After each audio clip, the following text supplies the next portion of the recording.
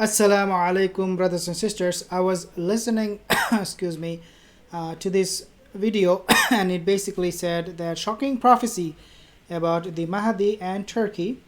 And this is coming from a hadith. Looks like they are sharing their hadith in this video.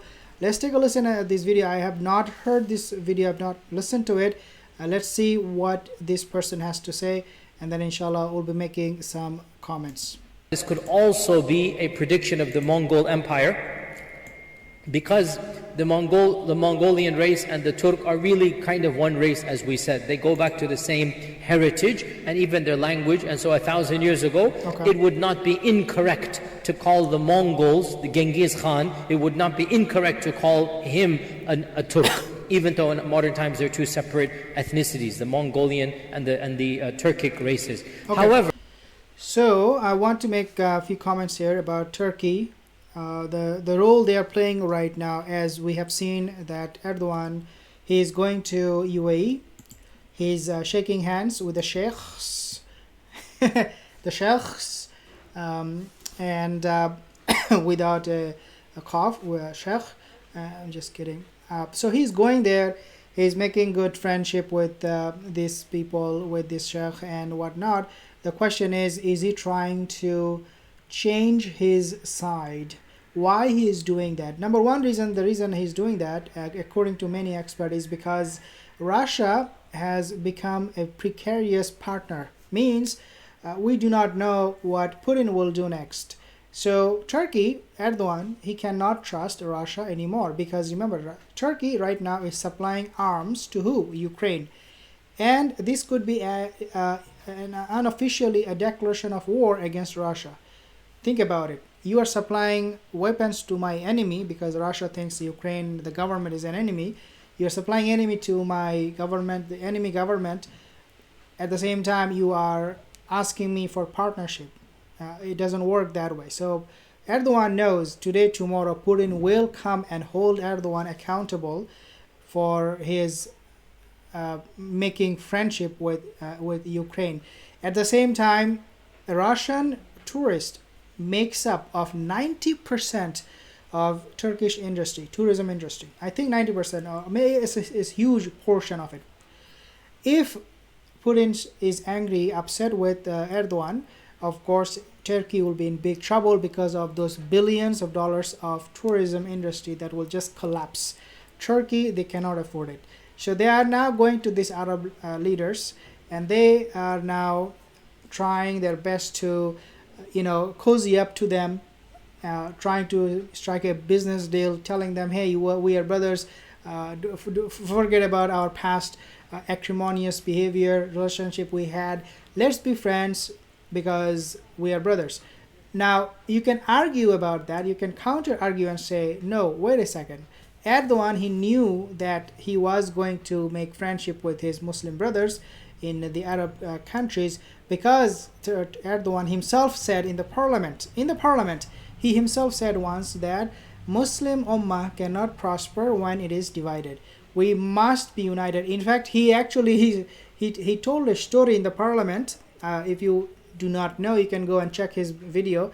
He told in the parliament, he told a story to the people in the MPs there, about a Mongol, I think, or a Muslim community that was divided, and how it was broken apart further because they could not be one.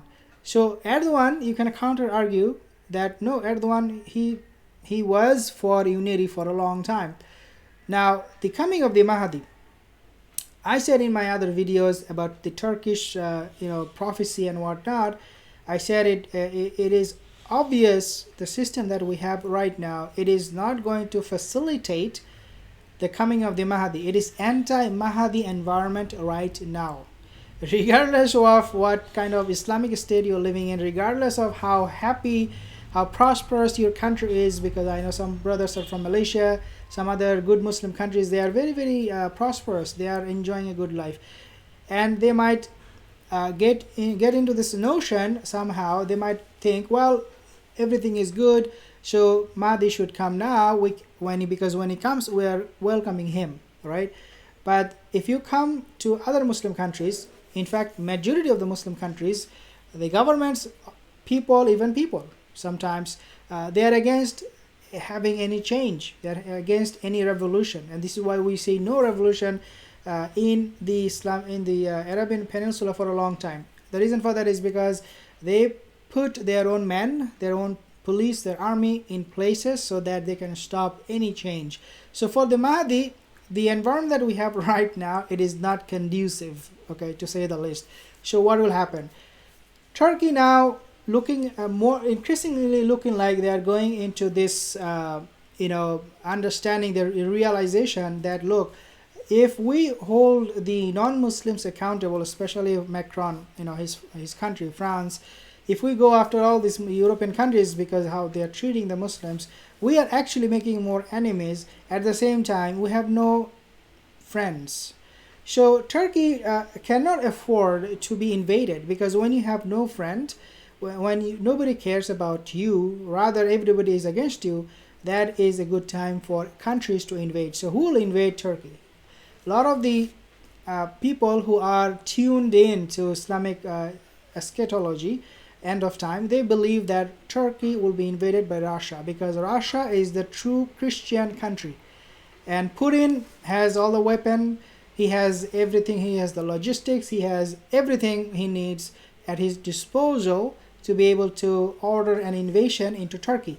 And after Ukraine, we might see it could be some other European countries, or it could even be Turkey, that Erdogan is amassing troops around in Black Sea, because Black Sea, this side Turkey, the other side is Russia. So Russia could have a military build-up in the Black Sea in such a way that would lay a siege to Turkey in the future. That is a possibility according to many eschatologists who believe in the end of time, who believe that the Mahdi will enter Turkey to liberate Turkey. And the liberation of Turkey the second time will happen at the hand of Mahdi, and the people who will be there, who will be occupying that land, would be the Christians. And the Christians are the Russians, because Russia, Putin, he actually uses Bible,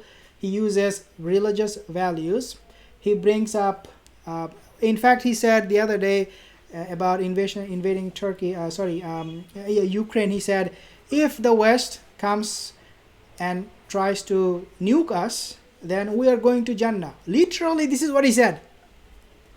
This is what he said. He said, we are going to Jannah. I mean, obviously, he didn't say Jannah. He said heaven. He said, if they come, we are going to Jannah, heaven, and they are going to go to hell. So, point is, Putin is not somebody who is just a KGB agent. He is somebody who is a religious guy who reads the Bible. He follows, why not, the prophecies of the Bible of end of time. And he knows that Muslims, yes, we need to put up this, bravado where Muslims will believe we are good people, righteous people. But underneath, the Muslims do not know we are their enemy.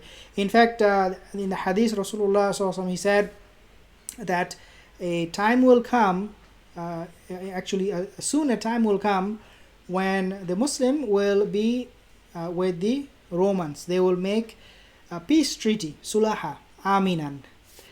And after that, they will fight each other.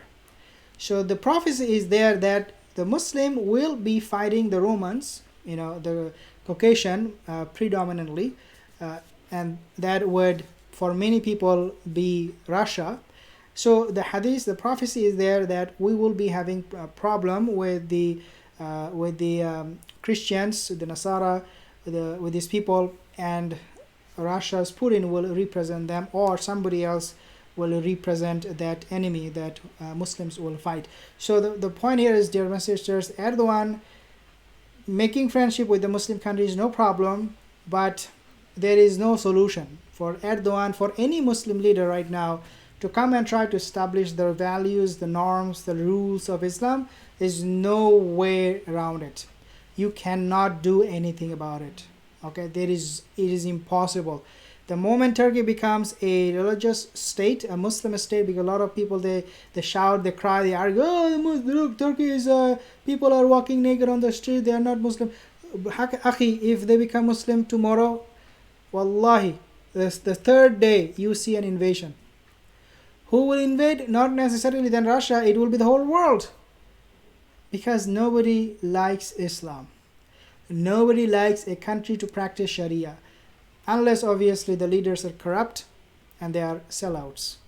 But Turkey is not a sellout. Erdogan is not a sellout. If you see Turkey practicing Islam, it is because they have truly changed and they fear nobody but Allah Azza wa Jalla. And this is my hope. If you are a Turkish brother, inshallah, you will be able to voice your